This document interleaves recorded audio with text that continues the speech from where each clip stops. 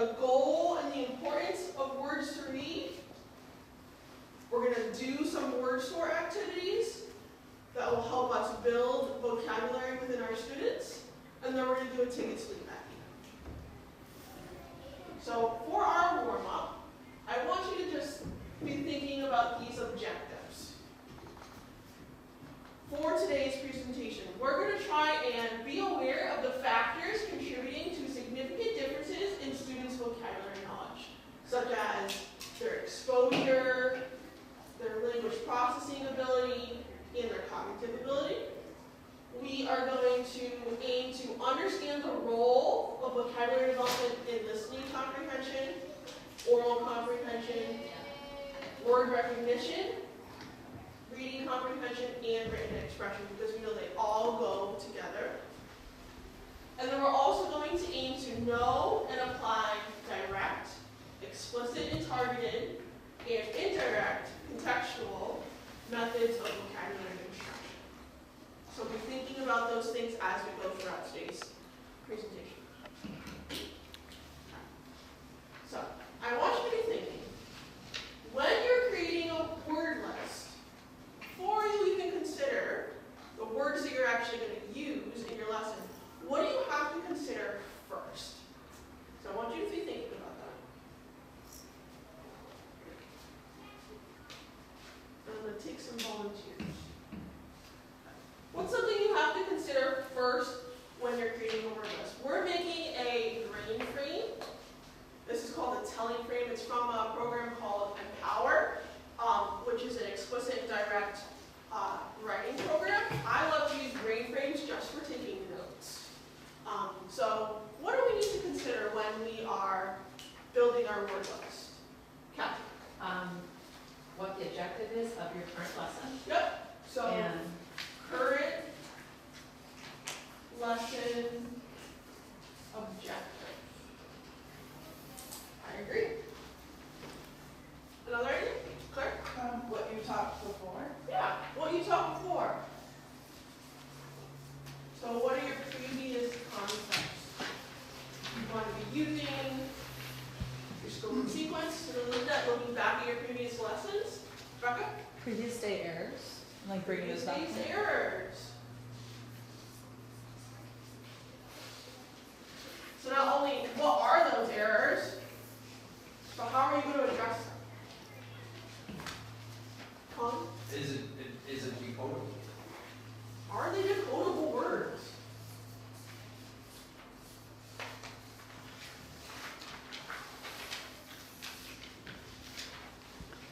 Other things you will consider. Just like information you know about how your student learned. Yeah, so like, what's their processing speed maybe?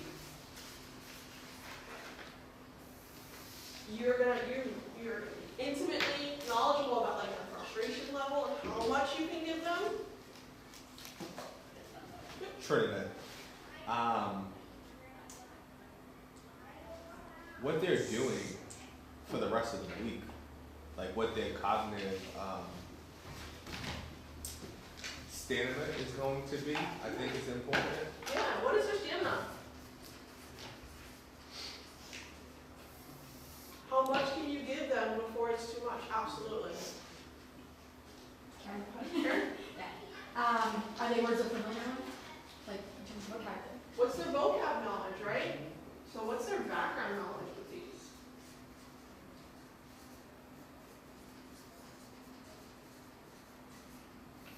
Let's be thinking about that personalized, individualized component of OG. What might you want to really attach to some of your words if you're personalizing your lesson? Ready? Student interest. Yeah, their interests.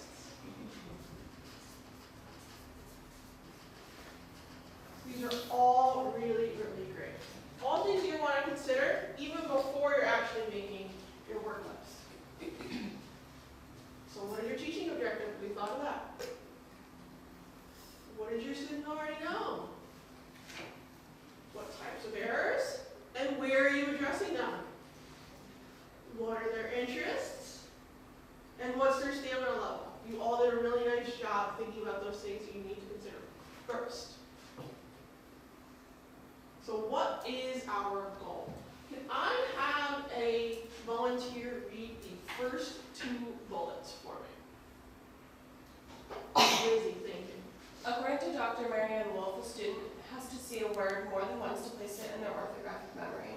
The more they know about a word, the faster they will read and comprehend that word. The more they know about the word, the more they'll be able to decode it effortlessly. Awesome, thank you. So you've been talking about orthographic memory. We've read that article. The more and more that you expose your student to these words, the more opportunities that brain has to orthographically map it. And our goal is always automaticity. Can I have a volunteer read the next 2 for us? Carrie. Students with dyslexia may require up to 400 repetitions to reach automaticity with a word than a student without dyslexia.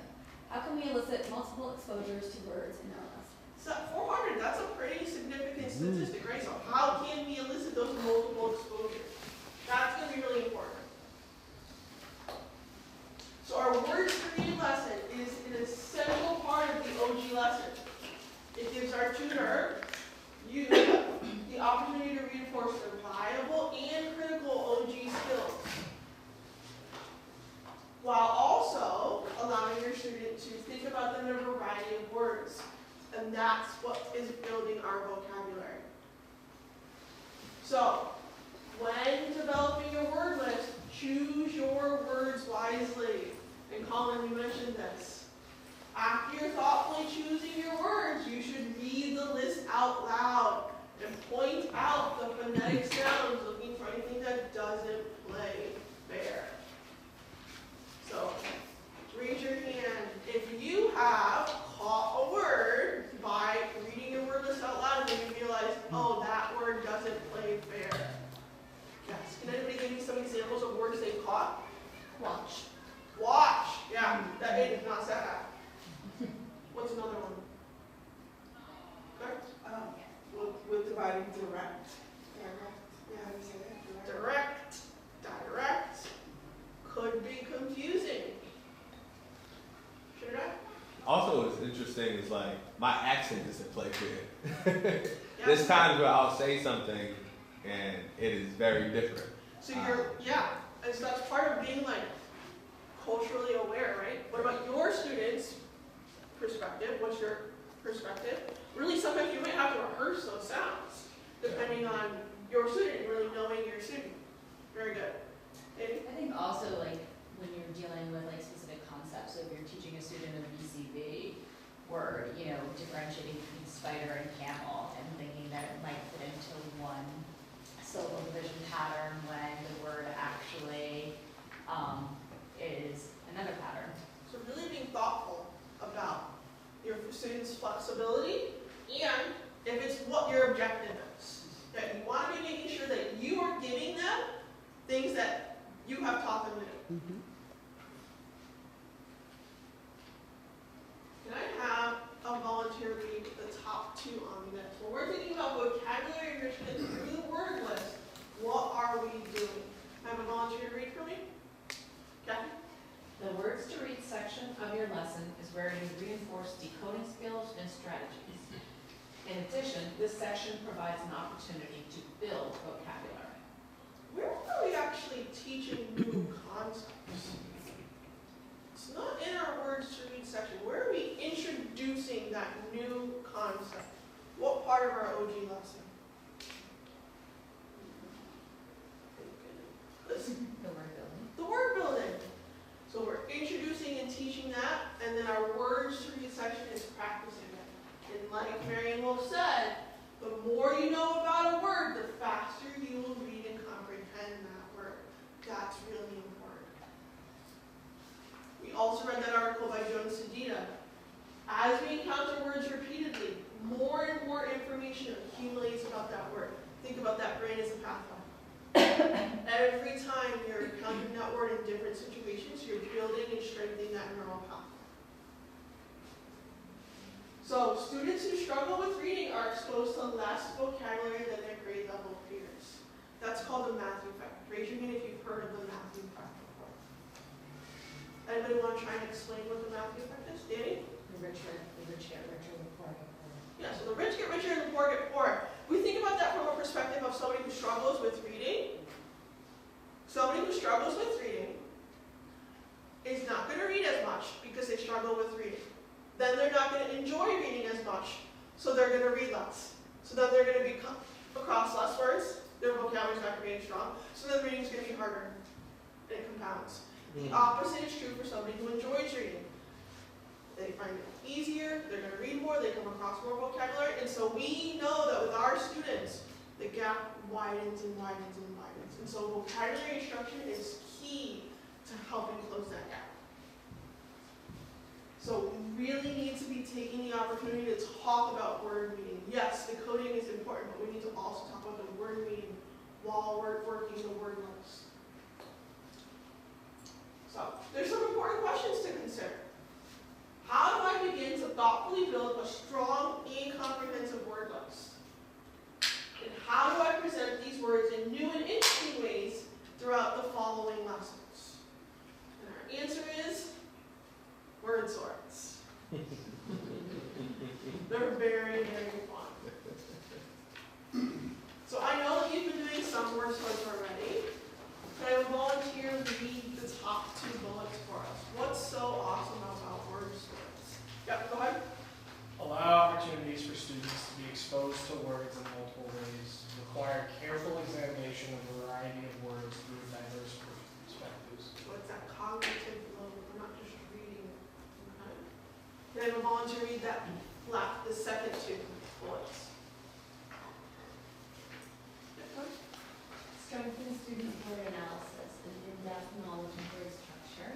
Help build an orthographic mapping mental process in the brain that develops orthographic memory. You're building those thinking skills. You're building the neural path. So there's a couple different ways that we can be doing this. We can categorize word search through comparing. That's through synonyms. We can contrast through antonyms. And we can also analyze, and that's with our multiple meaning words. We know that the 2nd and 3rd graders here at this school do RAVA, which stands for reading through automaticity, vocabulary, engagement, and orthography. So we know they're already doing that a little bit in their day, so this is another opportunity to get it towards that exposure up to 400 times. That's really important. So, how do we do that task? So we're going to be thinking about synonyms. Before asking a student to build these words, what concepts might the student need to know? Looking at these words. What's a concept they might need to know? Ruth? Maybe what it means. Sure. What's a short vowel? Short vowels, absolutely. Consonant blends. Maybe some consonant ones. The letter sound correspondence, you want to make sure they know those phonograms. Okay. So we're actually going to do a little bit of a role play here. How does somebody would like to be my student? Come on up and be my student for me, Liz. Lizzie, thank you. All right. So, Lizzie, we just did our phonogram drill. You did a great job sorting them by concept. Awesome job. And now we're going to be learning about a new concept. So we're going to build 2 words here. I'm going to say the sound. I want you to repeat the sound. And then I'm going to have you pull the correct sound over here. Okay? So here is our first sound.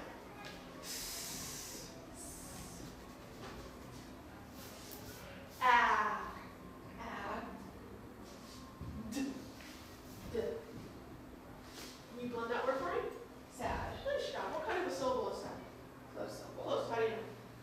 There's a consonant. So is a vowel short or long? Short. Awesome job. You're going to build the second word. Good.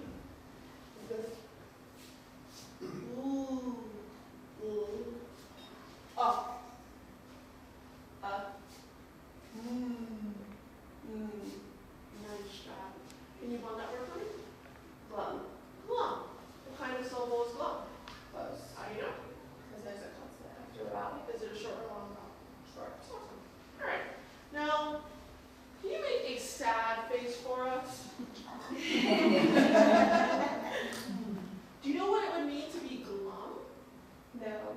Glum is also like sad. So can you make a glum face for us? So sad and glum are something called synonyms. Can you say synonym with me? Synonym. Now, not cinnamon, the spice. Synonym. It's very tricky. Okay. So, we're going to use our concept card here. We're going to read together what a synonym is. Okay? So, synonym is one or two or more words having the same or nearly the same meaning. So, sad and glum, they're both kind of down emotions. They're synonyms.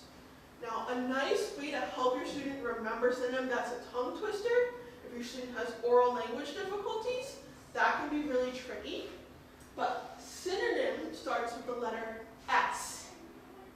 Same starts with the letter S. So synonym, same. That's a nice link that can help your student remember that concept if they're struggling with the word synonym. Nice job. Thank you for being my student volunteer. So, after you've taught the concept of synonyms, you can now do that word sort with synonyms. So we're going to do this as a group. Okay? How could you sort these words? Let's take a look at that first word. Can I have a volunteer read the first word up here? Good. Fish. Fish. Okay, we're looking for the synonym for fish. Where is the pair for fish? Does anybody can identify the pair for fish? Danny? Scrod. Scrod. Now, your student might not know that scrod is a fish, so an excellent opportunity to build this knowledge. Scrod. Can I have a volunteer to read this next word? Good. Josh. It's not capitalized, right? So it's not a name. Your student might not know what Josh means. I'm joshing around with you, right? What's our pair for Josh?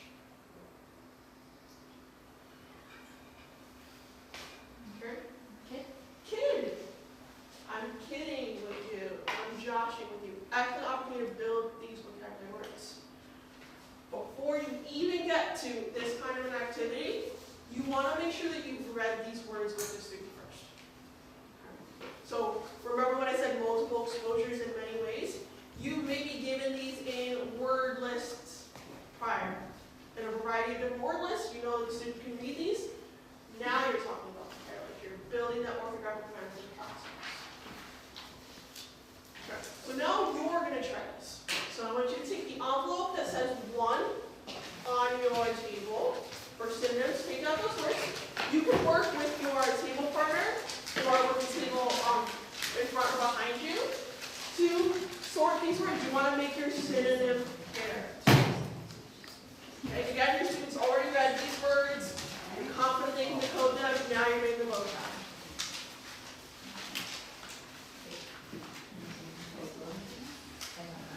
Do both around? What's one word that you can identify? Oh, we're getting ready. Oh, there we go. Sorry. I was like, your glasses. It's kind of Yes. color. Nice job.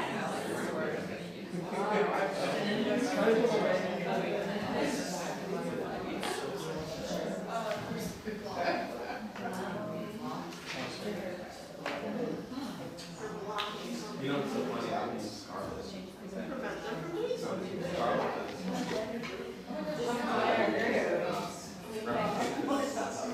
I would actually use this.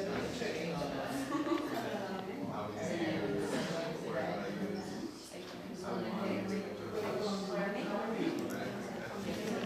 What do you have here? Grow. Grow and what would it look like? Like flowers that grow. What would it look like to widen?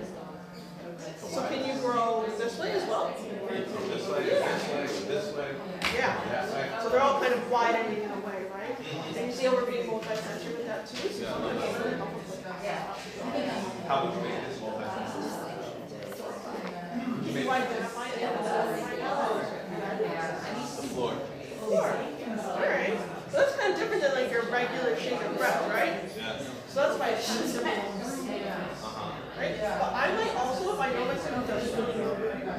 I might come prepared with this picture. Oh, yeah. And like, what I could have, let's say like the cheeks that I have to touch, and that would be a whole country too. Yeah, so like, when are your cheeks there? When I'm embarrassed. Absolutely. Yeah. And every time you do that, you feel that Spirit. So now they know that way, now they know what you're for, it's more.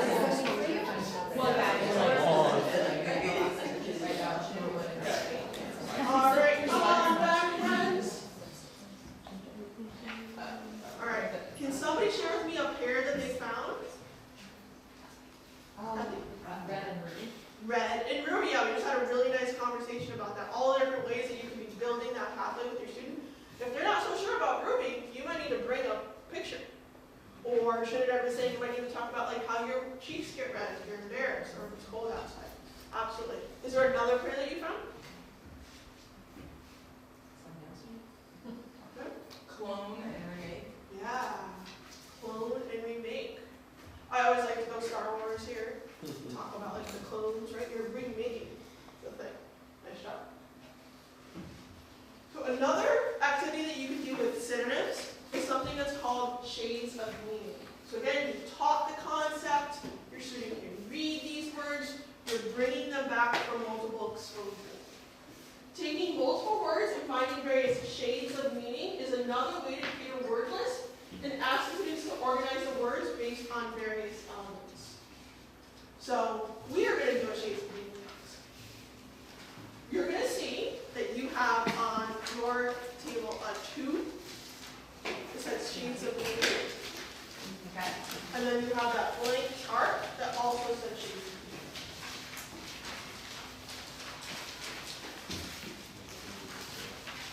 You're going to see that you have a chart.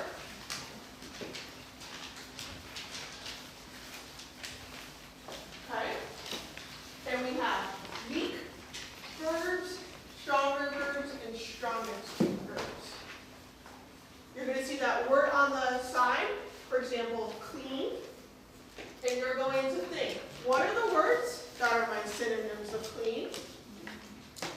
And how would I grow that meaning in terms of shades of meaning? Right? So this is a more complex task. So you need to know that based on your student. Your student be ready for this. They first have to find the words that fit, and then they have to grow that shades of meaning. So your student might not be ready for this. Or maybe you need to do this fully together. You have to scaffold it and know your student. So we're going to do the first three together. So I have clean. The words that go with clean are scrub, wipe, and soak. What words do we think might go first? What's the simplest version of clean? Anybody think they might know? Danny, can you show us what it's like to wipe a dish? Yeah, I'm not doing much, right? I'm just wiping it. What would go next? Soak. Maybe soak, right? Yeah. Trinidad, why do you think soak would be next? Because you're like saturating it, so it's that next phase, that bump up. Yeah. Yeah. And then what might be strongest? Oh, this is cool. Scrub, right? Now, this is a great opportunity to really have conversations with your student, act it out. Really, what do you think? Maybe you think soak is more. I don't know. Have them explain it to you. Have them defend their perspective. So, we are going to do this activity. Again, feel free to do this with a pair. Feel free to do this on your own. You're going to have about 5 minutes, maybe a little bit shorter, to see if you can complete your chart.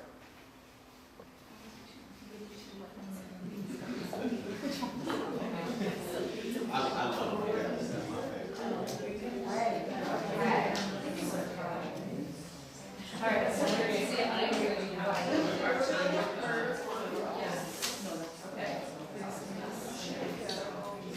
So that's right.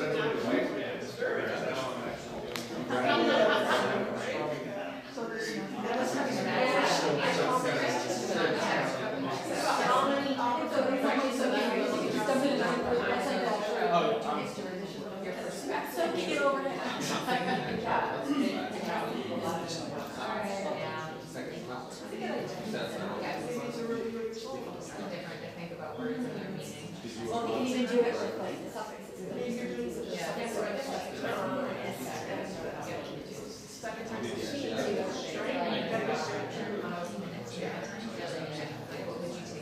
Alright, we're gonna come back together. Looks like people's charts are all filled in.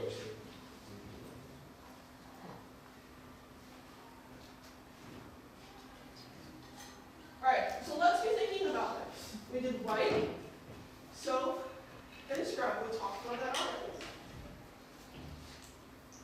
But what would we do if we were actually having to fill it in with a student? Here's what I said. Now, as you were having conversations, right, totally up for debate. I would love to hear some of the conversations that people were having about some of the words. What's something that maybe you disagree with on here, or that like you and your partner was talking about? Colin? So on clean, I guess I looked at it as sort of the level of effort required to do it. Whereas like soap's like kind of passive, it just involves like maybe dropping something into soapy water. Whereas white's actually like you're actually using your So you switch though. and then scrubs like that really. And your students having to visualize that, right? Building the orthographic mapping process. What's something else that people are talking about?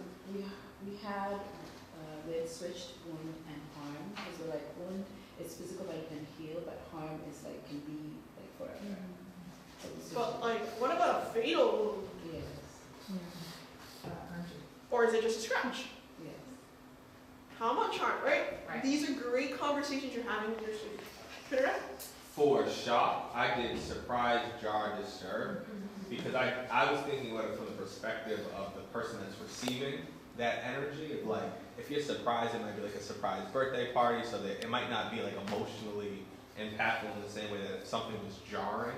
And then if you would disturb, that might linger with you spiritually, like throughout the day. Right. So that's how I kind of scaffold my Yep. responses. And then somebody else said jar was last, right?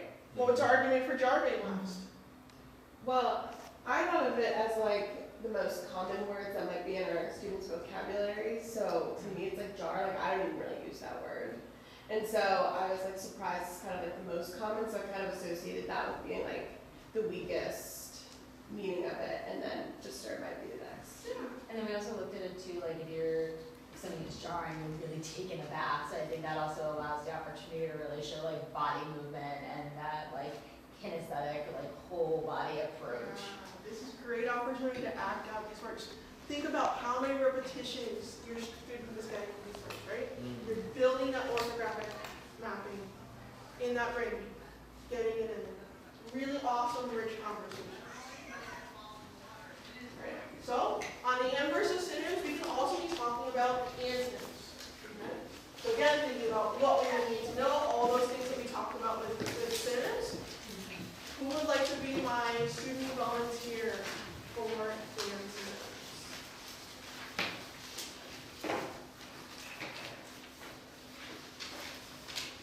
Sure, thank you. All right, Trinidad, we did our phonograms. You did a great job sorting them by concept. We've already talked about, we remember what a synonym is. Great job. So we're going to build some words. I'm going to say the sound. I want you to repeat the sound, and then you're going to pull down the sound right here. Okay, ready? Here's our first sound. B. B. And we're going to clip that sound. B. B. I. You said it? I. It. Great job. And that's why we repeat the sound, right? So we can make sure we're hearing each other. G. Good. Great. Can you go on this for me? Big. Big. Nice job. What kind of a syllable is big? Syllable? What kind of a syllable? Is it open or is it closed? It's close. It's closed. How do you know it's closed? Because there's a consonant blocking I agree. Nice job. the vowel. Great. What about another one?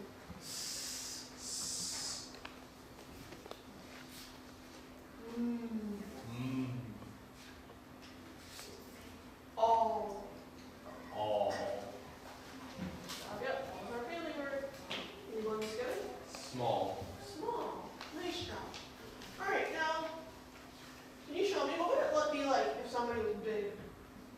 It would be the opposite of me.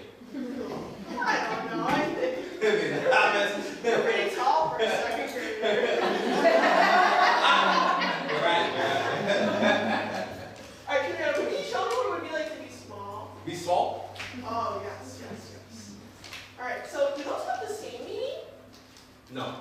No. They have opposite meanings, right? So these are called antonyms. Can you say antonym?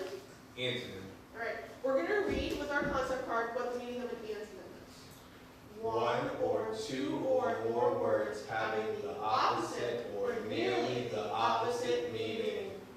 And so with your student, remember we said S, same synonym.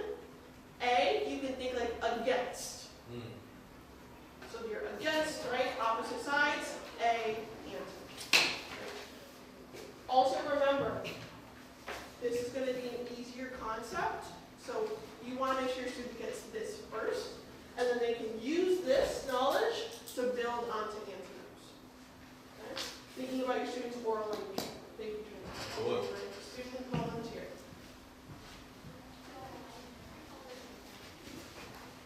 Another thing that you can do when you're teaching antonyms is review those parts of speech. We know that our students are getting that in their language classes, so you're reinforcing those concepts.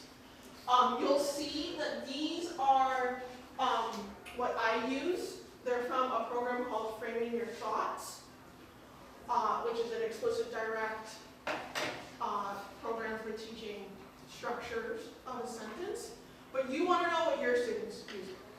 So if your student uses different symbols to do the parts of speech, then you're going to use that, right? You're reinforcing it. You're not trying to make them remember something else. So we've got a noun, a person, a place, a thing, or an idea. We've got our verb. Our verb is our action. So it's something that you're either doing mentally or you're doing physically. And then an adjective is our describer word, so we put a box around our describer word. So, big. Have a volunteer think. What part of speech is big? Right? Trinidad was big. Trinidad was small.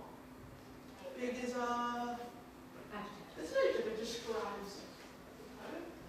Can everybody smile for me? Right? That was something you just did. So what part of speech is that? Verb. It's a verb. Okay, so you're building in these concepts, right? Every time you're doing it, you're increasing that repetition. So that's another nice thing. You're just throwing it in there, and it's strengthening that pathway for your student.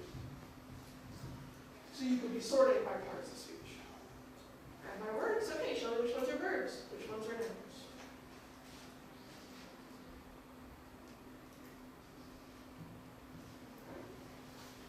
You can also be doing a word list with antonyms, just like we did with synonyms. Okay? So, can I have a volunteer read the first row for me? Is it Big, chat, dig, this, hit, hush. basic?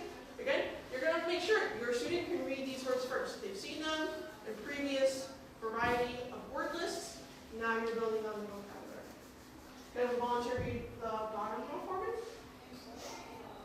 Rush, small, slog, miss, fiddle, bat. So let's look at big. We talked about this. What's the antonym of big? Small. It's small. How about the antonym of chat? My teacher says we're chatting a lot in class. Did it? Hush. Hush. Your teacher ever say to you? Hush. They're chatting too much. Hush. Right? Those are opposite meanings of antonyms. Alright? So, Quick question, to go back to can we go back to the previous slide? Would the concept that you're teaching them, would that be floss? Because there's a lot of like SS and FL. so this will be more like a review. It'll be a review after that? You only want to teach one new concept at a time. Okay. Right? You're confident that your student already knows these words, right? And you're reviewing, you're building that automaticity with these words. And to help the orthographic mapping, Okay. now you're thinking about them in another way.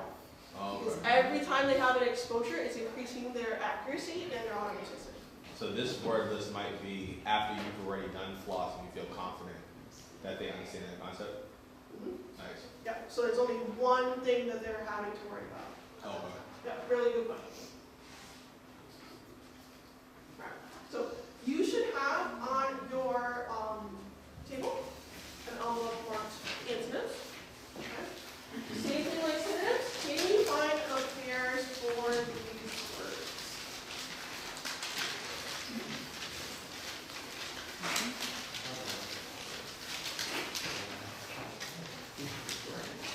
Let's see, what's your first word? Rude. You're being rude, and you want to change that behavior. The opposite of that would be down, up.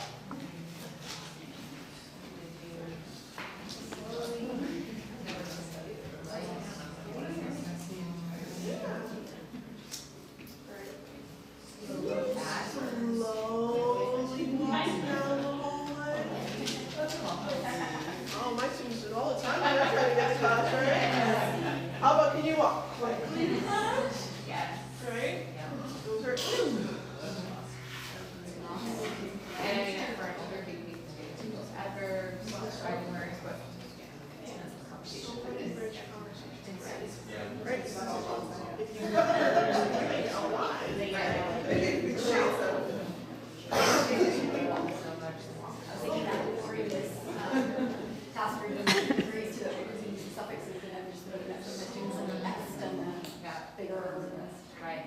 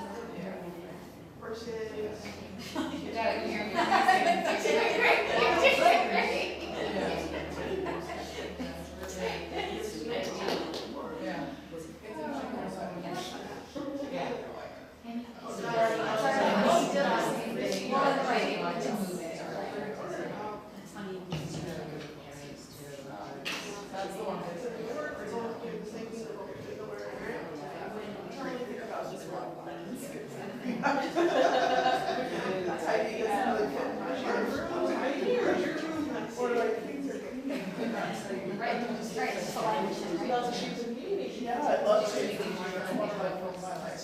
Tiny. Make sure your cars are Right? round. Sterile. Is that a word that plays fair? What? Is that a word that plays fair? Right.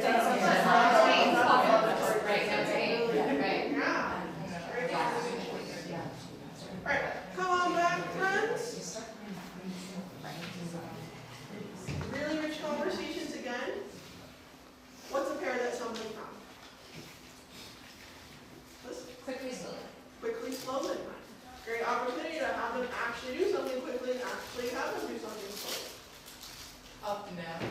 Up, down, go up, go down. Opposites, they're antonyms. One more pair. Wild, tame. Wild and tame, right? So you can be wild, you can be tame. An animal can be wild, an animal can be tame. We talked about horses. There's wild horses out there. But most horses we see are actually tame horses. They may not be comfortable using that word tame, right? So you're building that knowledge now. There's another word in the wheelhouse that they know. So another word that you could be, another activity that you could be using is something that's called categorization. So when you're thinking about these, right, what are the concepts that they would need to know before you even did this conversation? What concepts might they need to know? I think that's E. Yeah, they would need to know vowel consonant E for sure. What other syllable type would they need to know? Closed syllables, right? And they would need to know those sounds directly. Okay? Again, your student has read these words, you're confident they know them. Now you're talking about them in a vocabulary context. Can I have a volunteer to read these words for me?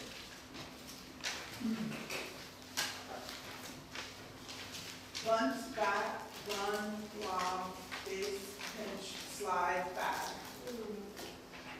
Look at the category. What do all these words have to do with? Baseball. Baseball, right?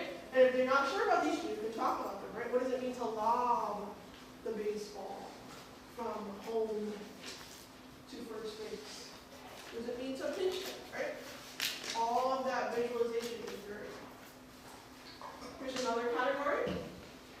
We've got orbit, star, Mars, Neptune, Venus, Sun, asteroid, North Star. You see how this is much more complex? So again, depending on your student, if your student is working on these concepts, syllable division, knows these phonograms, then it may be appropriate. What's the category? Space.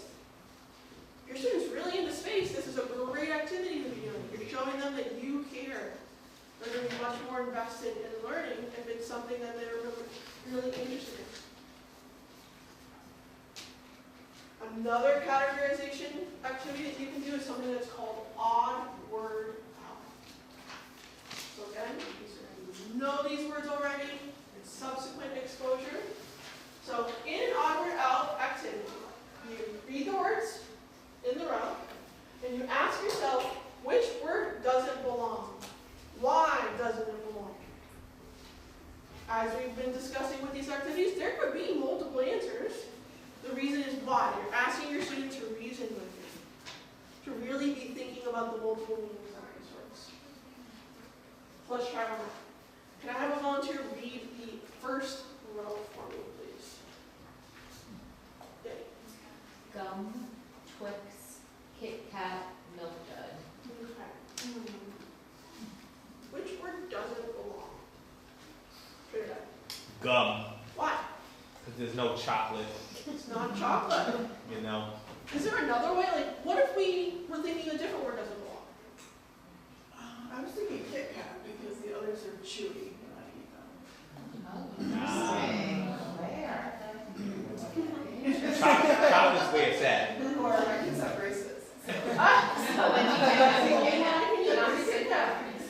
Right, so I'll have you categorize it. What do you think, Tom? I was thinking Kit Kat because we would give them a word that started with, Not fair. That's the only one I can't spell, but can you give it to him to read? Of course. Lots of different ways to think about it, right? You could ask them, which of these words can I not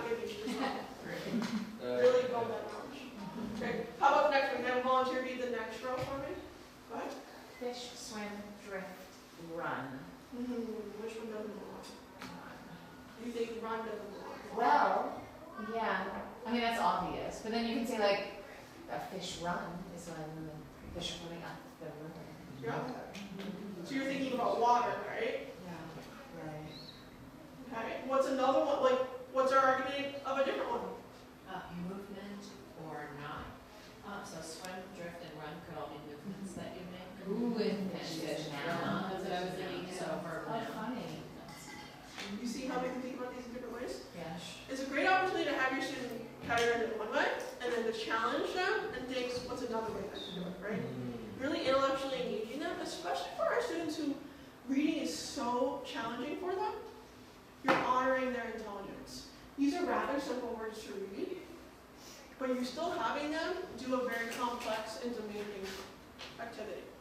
So our older students, this is great for them. But you're building that repetition, right? Think about how many times your students is going to have to read that word in order to do an activity like this. Again, you have to think about your student. Is it appropriate for them? You really need to be thinking about that. Okay? What's a way you could scaffold this activity? You could add pictures. You could add a picture. Absolutely. What's another way you could scaffold it? If instead of doing it independently. Like, for the second one, have them, like, pretend to act it out. They can act it out. Absolutely. Yeah, that's the thing. Okay, no worries, right? You could give them a couple and then have them find that some. You can do it together. Okay, here's this one. How about you try the next row, right? I'm kind of doing that with you. I'm scaffolding it with you so that you know how to do the activity. Again, you have to know your student, right? Maybe you were planning on doing it as an independent activity and your student starts to struggle, so you jump in and you support and you scaffold. Right? We know that OG is emotionally sound, so we want to make sure that our student is challenged, but is feeling successful. Okay? Let's try, let's go now. I would like to do 4. Can I have a volunteer do 4 for me on this slide? Charcoal, landslide, volcano, tornado. So first of all, we can see how those are more complex words, right?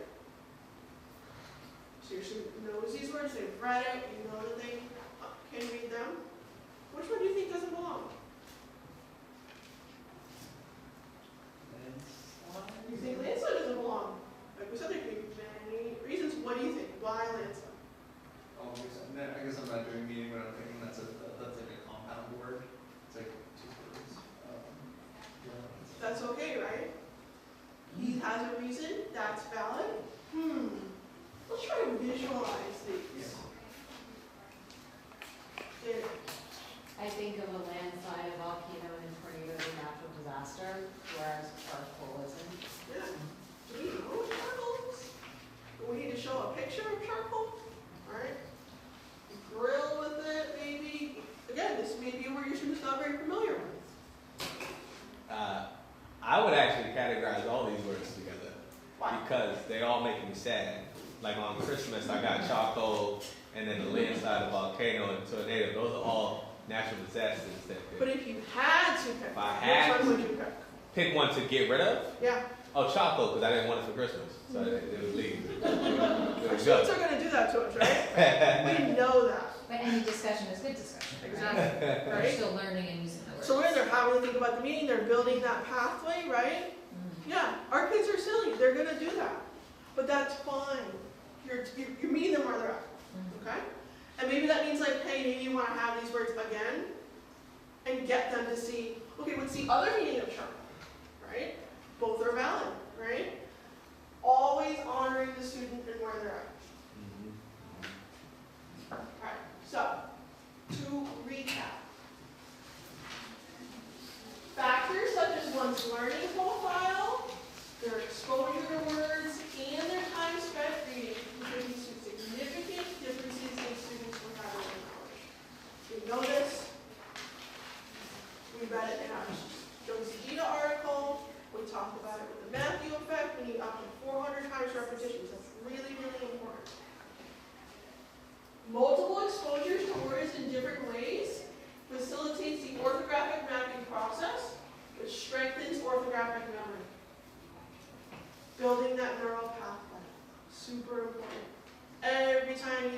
you're engaging the brain in that activity. We are in the process of rewiring our brains. We kind of have a cool job. It's like we're like neuroscientists. Right? Yeah. We're rewiring our students' brains. Teaching synonyms and antonyms and doing activities such as shades of meaning, what's the category, and onward out provide vocabulary enrichment through the word list. It's engaging, it's cognitively challenging, and it's fun. And vocabulary development plays an integral role in listening comprehension, oral language, word recognition, reading comprehension, and written expression. All of that's important, right? Yes, we want to make sure our student can read the word, but we need to know to understand the meaning of it, can they write it. All of those things are important. Those 5 pillars of reading are really, really important. We can't forget that. Here's your ticket to leave. With a neighbor, share one activity that you learned today that you'd like to use in a tutorial this week. How do you envision using those? What kind of scaffolding would you like to have?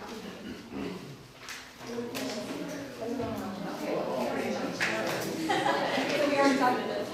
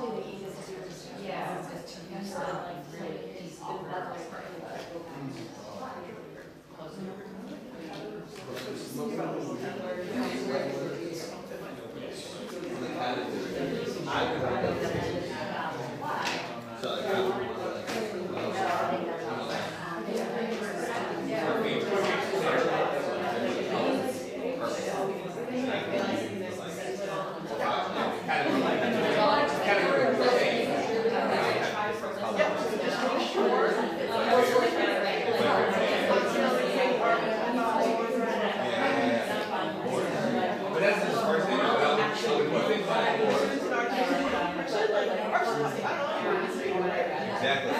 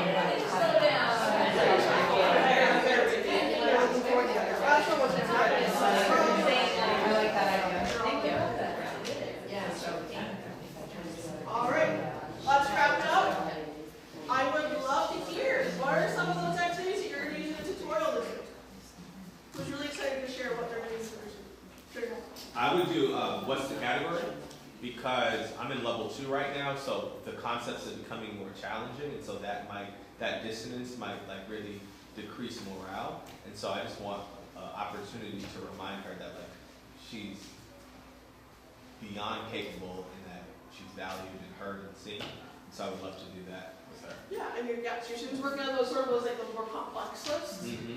You could be looking at those and thinking about, yeah, how can I engage my students? Absolutely not. Does anybody want to do a different activity? I mentioned this to you before when you were over here, but I just happened to be doing the level 2 suffixes with the and s, so I was thinking that would be a natural like shades of meaning, or you could say quick, quickest, quicker, quickest, and have some Yep, so complex. Those complex lists, you could be looking at that, but it's a little bit more advanced. What can I be doing? Anybody do a different activity? So mine are less advanced, so I was just thinking, what's the easiest thing I could do? Probably synonyms with easily read words. Sounding club is a good example, because that would build vocabulary, but, and all, yeah. Postal goals, more simple, but your student can still do it, right? You're honoring their knowledge, really great. So I'm excited to hear about what activities you'll end up using. Again, remember, you want to try and build vocabulary into every lesson. Even if it's that last row, that's okay. But you really want to be talking with your student about eating it. I'm going to leave you with a joke. And this is from Calvin and Hobbes. I like to verb words. What? I take nouns and adjectives and use them as verbs. Remember when access was a thing? Now it's something you do. It got verbed. I wasn't even around when access was a thing. Verbing weirds language. Maybe we can eventually make language a complete and fundamental. Cool. OG joke for you. So, thank you for listening.